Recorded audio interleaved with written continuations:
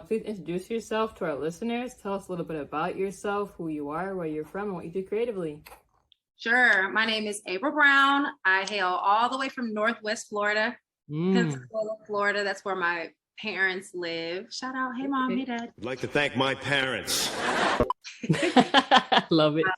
I was born and raised there. And as the years go on and I reflect on my time in Pensacola, like it's so rich in heritage and history. And I was a part of so many meaningful things concerning raising the pride of the Black community. I didn't even know at the time how rich Pensacola was in culture and heritage, but super proud to say that I'm from Pensacola, Florida. I am the last of 5 children. I'm the baby. I'm the baby too. We're special, baby. People.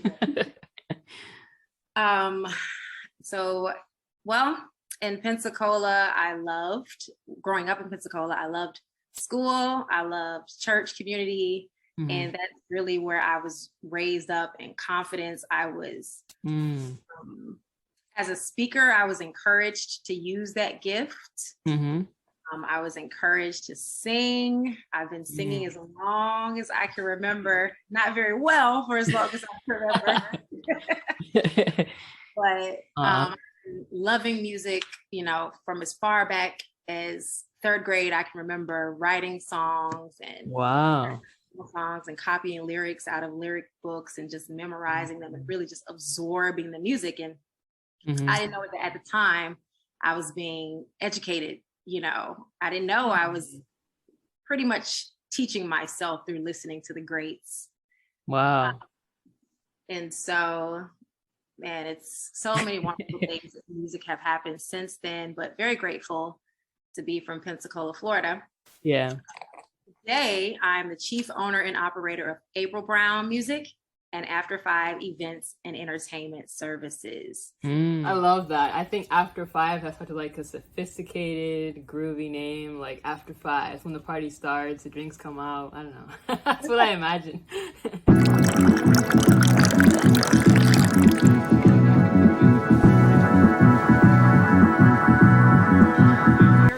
Spot on. And that's for. And originally the first image we had was the tuxedo. Okay. Like the lapel part of the tuxedo. Yeah. But we didn't want to narrow it too much, but I'm glad that when people hear After 5, they imagine exactly what I hope. I believe that was a really clever name choice. And when I saw you came out on Instagram with that, I was like, okay, I like the direction she's going in. It resonates with my demographic, my people, around my age, professionals who still want to have a good time, but where we've grown out of the club phase. Yeah. And we just want to have a tasteful, good time, good music, all the nostalgia, get dressed up, get cute, and enjoy a night out. So I wanted After 5 to embody all of that.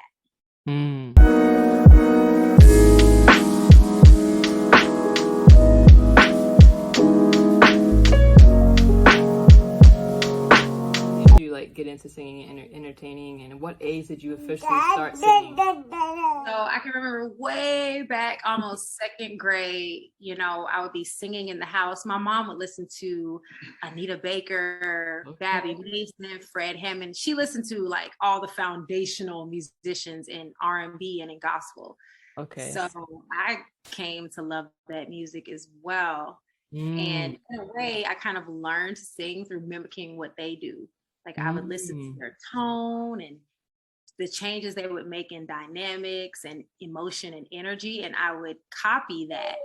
Okay. And so I didn't even know that's one of the things you should do to become a good singer. Yeah. I was just doing it for fun. Wow. And so there were so many years where I was afraid to sing in front of people, really, really afraid, even though I loved to read. And speak at church and at school, singing. I was deathly afraid. But in the 11th grade, I was a part of the Black History Choir at my school. And Roland, he heard something in that big fray of 20, 30 students. He heard something in me. And so he chose me to sing a solo, and it was so short, girl. But to me in 11th grade, it was like a big deal. Like, this is a big deal. So I did the solo, you know, in front of the whole school. Wow. And praise God, I ripped it. An amazing job. Got so much encouragement from that really elevated my confidence and increased my love for performing. And so from there, I went on to sing some more in college, but I was still afraid to do it. But I was around other singers, of course, so it was in us. We wanted to do it. And good singers, they bring it out of you. They make you want to sing. I'm sure. We would do talent shows and, you know, Black History event, and that's how I grew. And it wasn't until, let's say, the last 4 years that I've started working with musicians and having a band of my own. Wow. So that's the evolution. I really love that story. So 2nd grade is when it all began, officially. Oh, man. Well, that's really awesome. Did you have any like vocal coaching or singing lessons as a kid, or are you totally just self-taught, like mimicking other, you know, the great other singers as you were going on along your singing journey? So I never took formal vocal lessons, but I wouldn't say that I'm self-taught either. I was always learning from someone. And so whether it was recorded music, like the professionals, or whether I was at church Sunday after Sunday, hearing really skilled and gifted musicians and singers. That is an education, like sitting under, really being in the church choir, and hearing what they do. That has been really formative for me. For the last 12 years, I've been a part of the worship team at Orlando World Outreach Center. That's my church family. Hey, y'all. And so there have been some really, really skilled singers on that team, like professional level, vocal teachers. And so I've learned from them over the years. So you can say it was like free vocal lessons. I love it. Yeah, free and informal vocal lessons, because we practice once a week. So imagine once a week for 12 plus years. You know, for these people and getting coached and learning from them. So that's how I grew. And then, of course, the most important piece is doing it. You know, where I lacked skill, I had to learn. You know, for instance, now I'm at a point where the shows that I do are 2 to 3 hours. Wow. So I had to learn to conserve my voice and sing differently. You know, I can't go all in on the first song, you know, or I can't afford to be undisciplined with my voice because I need to rely on it for a longer amount of time. So the last piece was just doing it and learning, okay, that doesn't work. Okay, this works best. And so that's how I learned. Wow. Times where I didn't have much confidence in my voice or in my abilities, there was always someone hanging around who was like, no, you got something, you know. And so I was under various leaders in music, and for the most part, they would say, yes, I want you to lead this song, or I want you to do this, or they would take me under their wing in some way or another. So I'm so grateful for that encouragement, because without that, I probably would have never pursued it. Yeah. I'm sure. So were there like any members in your family that are musically inclined or may have influenced your career as a vocalist? Oh, yes. So my mom has a beautiful voice, like soaring, beautiful soprano, very light and lovely. She would always be singing at home. So it was normal, you know, to express yourself singing. Love music as well. One of my brothers played trumpet, so he was more so into jazz. So there's always music coming in every direction. I love hip hop music, you know, because of my brothers and listening to what they listen to. My husband, I'm not surprised, but my husband, he sings, he writes, he does it all. Oh, wow.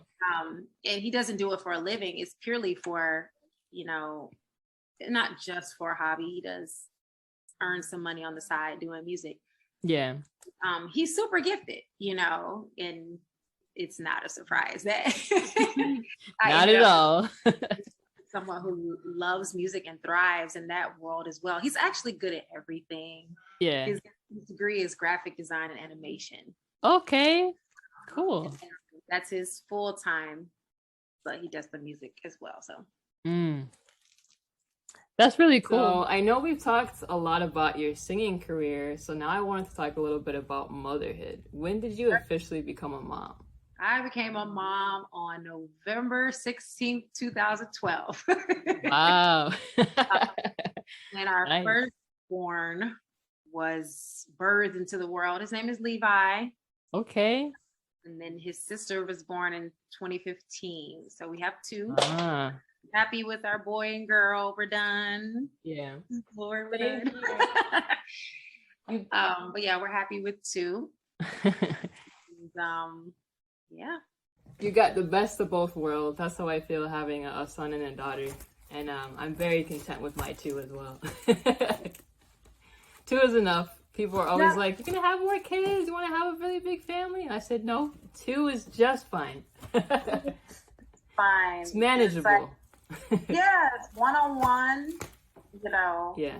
Or 1-on-2, and that's manageable. When we're all together, it's easy to keep track of them. I mean, God gave us two hands, 2 arms. They didn't give us 3 or 4. So I'm like, as long as I have 2 arms to hold them and, take care of them, I don't see myself having more than 2 kids. Then you got to become like an octopus and you're like, oh, I can't grab all of them. There's too many. You're outnumbered. We do have friends who are very content with 4. Wow. One of our friends, they have 4 girls. Mm-hmm. Other friends have 4 boys.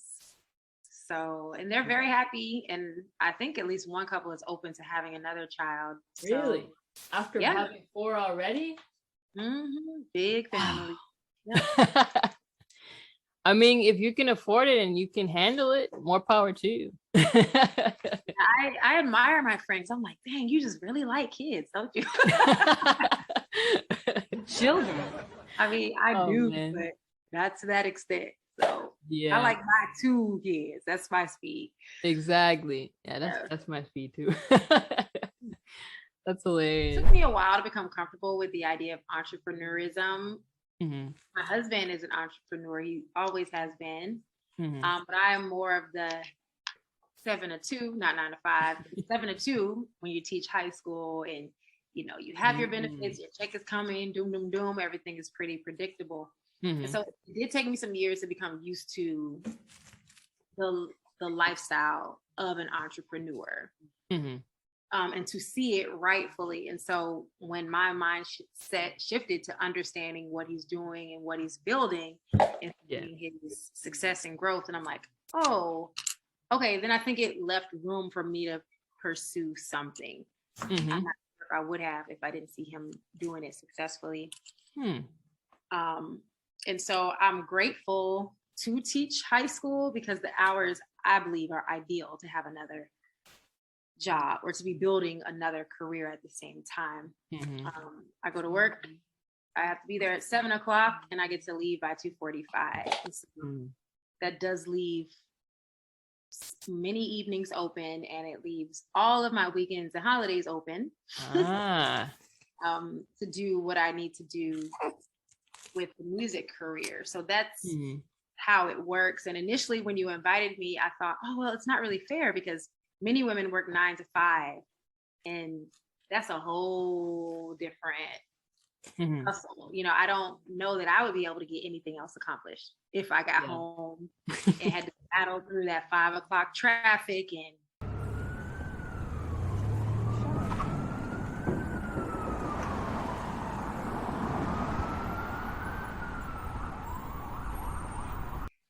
yada, yada, yada. I don't know if I'd be able to do it, but very blessed that my husband's schedule is flexible. And so we've been able to flow as the seasons have changed. And my work schedule is pretty open to where it doesn't feel like there's a strain on my schedule. Like yes, I'm tired when I have to do some things after my full-time job, but I feel that at least I have enough time to do most of the things that I need to do with both. I'll tell you what, though, not everything gets done. And I think that's the part that no one tells you, because when I think of women from when I was growing up, their homes were always clean. Their hair was always done, and their clothes were neat, and all of their kids were neat, and the kids' hair was done. And I'm just like, how did they get everything done? I don't know. I don't manage to get everything done. Meaning sometimes the laundry is washed and it's put in baskets, and we retrieve our clothes. We get our clothes from the basket. They're clean, but they're not folded, you know? Yeah. So, so there's that. That's how the side career affects my home. And affecting my full-time job. It's forced me to leave work at work. And as a teacher, I think it's very, very easy to bring things home to grade and yada, yada, yada. But there just became a point where I didn't want to do it. Yeah. You know? And I grew resentful of having to do it. And so I'm still in the process of figuring out a way to leave work. Or I've already left work at work, but now I'm just trying to figure out how to still get everything done, because it's undone. Right. You know, it takes me a little longer to get my grading done. And students are like, hey, what's up? And I'm like, hey, I have a life. I'm going home, you know, and I barely assign homework because I respect their time as well. Ooh, you must be a well-respected teacher. No homework. You would think, but we'll get into that later. Okay. Oh man. But yeah, so it has forced me to just walk away. Like, if it's not done at 2:45, I'm going home. And it's forced me to just prioritize at work, like what really must get done and what can wait. And so I'm grateful that this year I finally like cut it off at 2:45. I'm out. That feels really, really, really good. But also it takes longer to get like grading done. If I have essays to grade, it takes me longer to get through them, but that's okay. They'll be all right. They'll live. There's so much to do, and I don't know how women worked and got it all done. Yeah. But sometimes I just choose rest, Mm-hmm. or I choose to do something fun instead of spending the next couple hours cleaning. Yeah. And then when I really, really feel like cleaning, I go in, you know? Yeah. Mm-hmm. Exactly. And I feel like a lot of women back in the day that, you know, seemingly got it all done, like mainly like I feel like it was inside the home as far as like the chores and cooking and cleaning. A lot of them weren't like pursuing like an entrepreneurial career or anything outside of maybe being a housewife or their 9-to-5. Like that was all they had to focus on. Now in today's generation, I feel like this generation of women is totally different. We're like having side hustles and a 9-to-5 or a job and a side hustle like you. Somebody agrees. So it's just a different time period. Totally different. Yes. And I've been hearing a lot about like the toxic culture, of the toxic hustle culture. And Yeah. I don't ascribe to that. Yeah. Everything that I'm doing music wise, I still enjoy. Right. And I believe it adds value to my life and the life of others. Mm-hmm. And I don't know, I would be very hesitant to continue it if I felt that I was suffering in any way by trying to do both. Right. You know, but at the end of the day, everything with music is something that I love. I'm super passionate about. It's something I'm just as capable in as my first career. And I'm thinking that in the next 2 or 3 years, I'll leave education altogether. So it's like, it's a transition. I'm open to other career paths. And I'm blessed. I'm fortunate that right now it feels healthy. You know, Yeah. it doesn't feel like I'm chasing after something that's draining me or taking away from my life. That's really important too, because you don't want to feel that way, and then you're not going to have that motivation to want to continue. It's going to be too draining. You're not going to have energy for anything at that point, not even your family, and that's when it gets really, really bad. Right. So how were you able to find balance between being a present mom and also pursuing, your career and then also your day job? It's still a work in progress. I find my mind now being tugged. It's like a tug of war, Yeah. Half of me wants to be present, and the other half of me is there are things that I want to do. There are these goals that I want to achieve. And so it's just being deliberate. Like when it's time to be with them, it's time to be with them. Right. Like when we go to the library, when we go out as a family, like be there with them and have fun, But it is, I'm not gonna lie, it is a constant struggle because there's a business part of me and there's a creative part of me. So that part of my mind is always generating ideas. Oh, I could do this. And so now I'm having to be very deliberate about turning that off and tuning into what they have on. But it is challenging, especially when you're doing something you feel passionate about and that is rewarding and that you can also earn money. Yep. It is super motivating to just be like, hey y'all, go play. Yeah. I totally get that because I struggle with that too. It's really like a constant struggle, I think, finding that balance. We want to be as present with our kids as possible so they know that they're being heard, that they're valued, that, they're important to us. And of course they really are. We love our children. But then when you're also too passionate about your work or what you're trying to pursue, it can be hard to find that balance. And, with entrepreneurial minds, our minds are always going, like you said, with constant new ideas. Like, let me try this. Oh, this is a great idea. But then it's like having that know-how when to shut off that part of your mind when it's time to just, give your kids that quality time they truly deserve. I'm still working on that myself. I think with our side careers, I think there's more instant gratification. Oh, I got the contract. Oh, Yep. I met that goal, or I'm doing this thing. Yep. And maybe with kids, the gratification is a little more delayed, because you're sowing so much into them, but it's like they're not getting it. Call them that a million times. It's not working, Yep. So, but yeah. Yeah. So how would you define success, April? How I would define success as making progress toward your goals. And that's going to look different in every season. For instance, I had all these grand goals and then COVID hit. Yep. So there was a week of just like agony, woe is me, what am I going to do? Yeah. And at that time, of course, one of my main goals was a certain amount of followers, and I was on track to do that.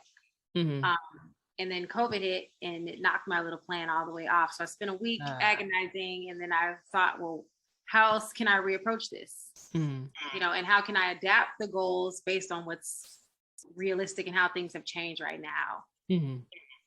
So for me, that looked like starting these outdoor front yard performances. Everybody's stuck inside. Okay, well, we'll bring the performance to you.